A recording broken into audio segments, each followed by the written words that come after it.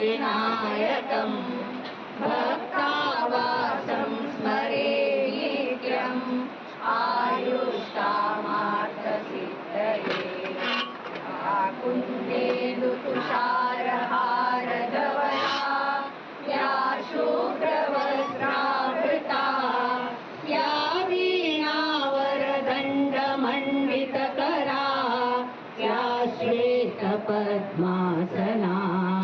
या ब्रह्माच्युतशङ्कर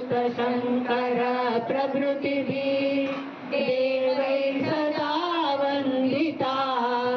सा मां पातु सरस्वती भगवती निःशेषजाड्यापः गुरुर्ब्रह्मा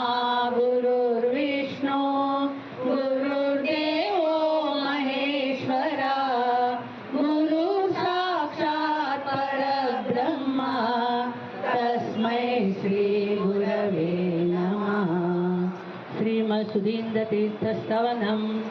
सुरवन्द्यमुनीन्द्रपराशरजां त्रियुगाचनपूततनं सुधियं शरणं सकलागहरं सुमुखं सततं प्रणमामि सुधीन्द्रयतिं शरणागतरक्षणसद्गतिनं रघुनाथपदाम्बुजभृङ्गवरं सुकृतीन्द्रयते करकञ्जभवं सततं प्रणमामि सुधीन्द्रयतिं प्रणताखिल साधुजनार्तिहरं नरसिंहपदार्चनलब्धवरं पतितोद्धरणं करुणाजलधिं सततं प्रणमामि सुधीन्द्रयतिं श्रुतिधर्मविरोधिजनानपियो मृदुभाषणतो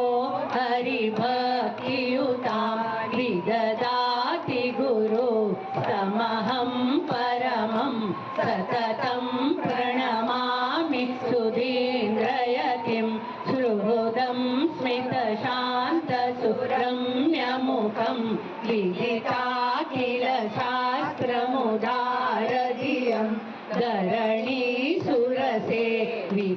धरणीसुरसेवितपादयुगं सततं प्रणमामि सुधीन्द्रयतिं गुरुस्तोत्रम् इदं पुण्यं पठतां सकलेष्टदं